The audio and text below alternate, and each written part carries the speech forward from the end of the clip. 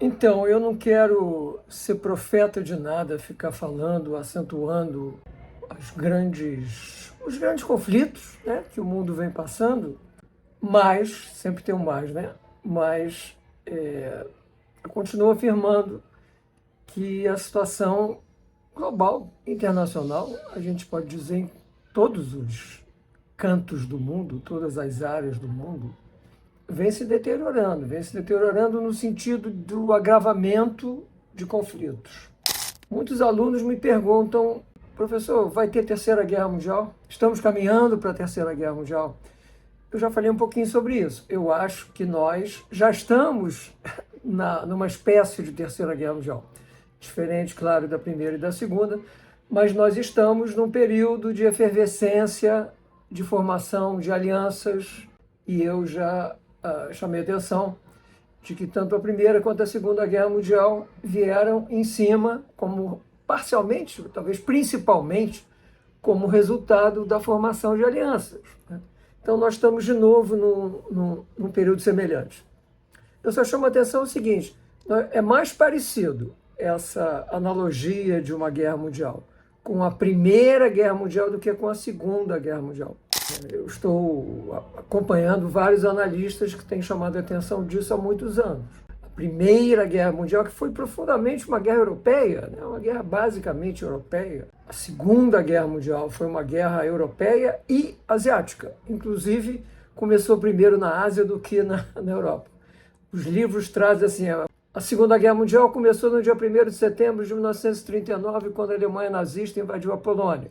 2 semanas depois, a União Soviética invadiu a outra parte da Polônia, fruto de um acordo entre Stalin e Hitler. Os dois impérios totalitários que começaram a Segunda Guerra Mundial.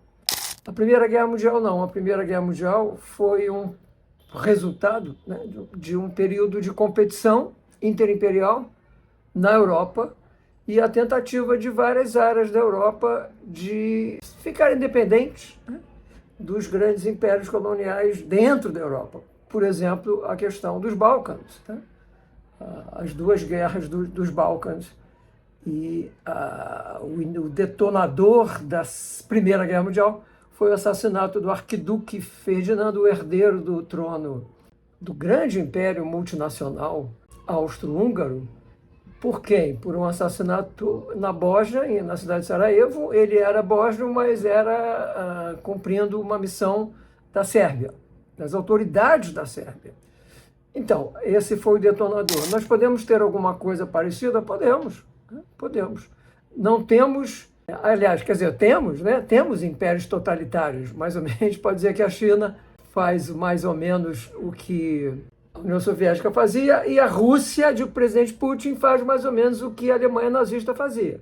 Mas o mundo é diferente, muito diferente, em 1939. E lembro a vocês que a Segunda Guerra Mundial começou não em setembro de 1939. Começou com a guerra entre a China e o Japão, a invasão do Japão. O Japão, aliás, estava de olho na China desde o final da Primeira Guerra Mundial, mas em 1937 o Japão invadiu a China. Aí que começa a Segunda Guerra Mundial, né? Do qual a China agora diz, com essa parada completamente absurda, de que quem venceu a Segunda Guerra Mundial para a China foi o Partido Comunista. Não foi. Não só não foi, como eu diria que o Partido Comunista era mais aliado do Japão do que lutava contra o Japão. O objetivo do Partido Comunista na Segunda Guerra Mundial era derrotar o governo japonês, o governo do Partido Nacionalista, desculpe, o governo chinês do Partido Nacionalista, com a ajuda, claro, do Império Japonês. Bom, o que é parecido hoje em dia, né? Nós temos um mundo, eu vou rapidamente mencionar, nós temos a Europa, né?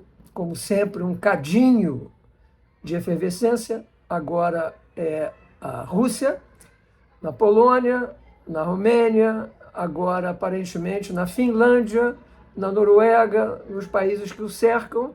Com que objetivo? Consolidar o que a Rússia nunca aceitou: o desmoronamento da União Soviética. Consolidar uma nova forma, um novo império, né? A história da Rússia é a história da guerra, é a história de grandes impérios, a articulação, evolução de grandes impérios e uma guerra atrás da outra. Pois bem, eles têm o que merecem. Guerra, guerra, guerra. Esta é a história dos últimos séculos da Rússia, né? Claro, com uma coisa ainda pior, que foi a Revolução Bolchevique, que aí acabou incorporando, através da guerra, outros 14 repúblicas da União Soviética. Era a Rússia mais 14 repúblicas, incluindo, claro, a Ucrânia.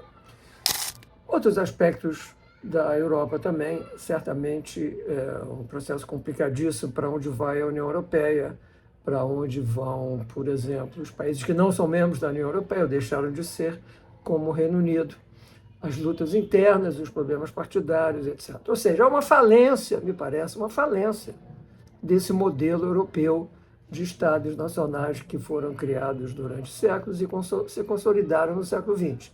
Este mundo está indo para o beleléu, como se diz assim. Na Ásia eu não vou nem falar, mas me parece que a tensão principal é entre China e possivelmente o projeto imperial da China, que eles chamam de recuperação de território, mas não é nada disso. Estou me referindo, claro, à República da China, ou seja, a ilha de Taiwan. Este é o motivo, me parece hoje em dia, o mais sério que pode levar à Terceira Guerra Mundial. A China sabe, a República Popular da China, seus militares principalmente, sabem que o risco da invasão de Taiwan é muito alto.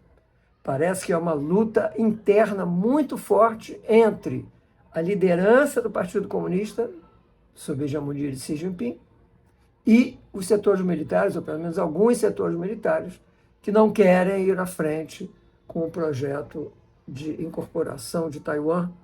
É disso que se trata, incorporação. Ou seja, anular Taiwan como uma ilha que se autogoverna e transformar Taiwan numa espécie de periferia chinesa, como ficou sendo Hong Kong e Macau no século XXI. Mudamos um pouco para a nossa parte do mundo, para a América, que talvez é a outra pergunta que eu mais recebo nesses últimos dias. Os Estados Unidos vai invadir a Venezuela? Eu não sei responder, mas eu acho que a possibilidade é alta, como eu apontei da última vez, e tudo indica que isso não vai demorar muito.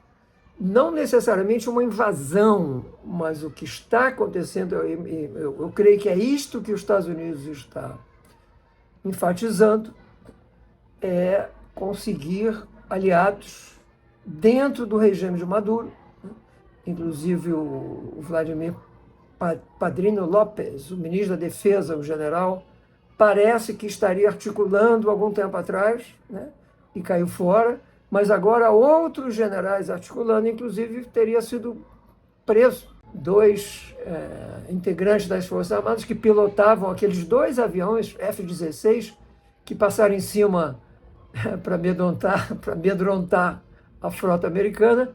Eles foram seguidos, foram obrigados a pousar em Miami, e de Miami eles foram conduzidos a Washington, e de Washington, pelo menos é o que eu tenho acompanhado por noticiários venezuelanos nos Estados Unidos. Eles abriram a boca e mais ou menos disseram toda a rota do tráfego, como é que a Venezuela sobrevive como um narco-estado. Então, parece, pelo que eu entendo, né, a informação não é consistente, várias informações diferentes, eu sempre chamo atenção.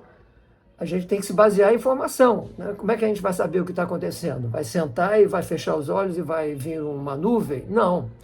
Temos que ir atrás da informação. A informação que eu tenho conseguido mais, que eu acredito mais, é uma informação de venezuelanos dos Estados Unidos. É claro que eles querem a queda do Maduro o mais rápido possível.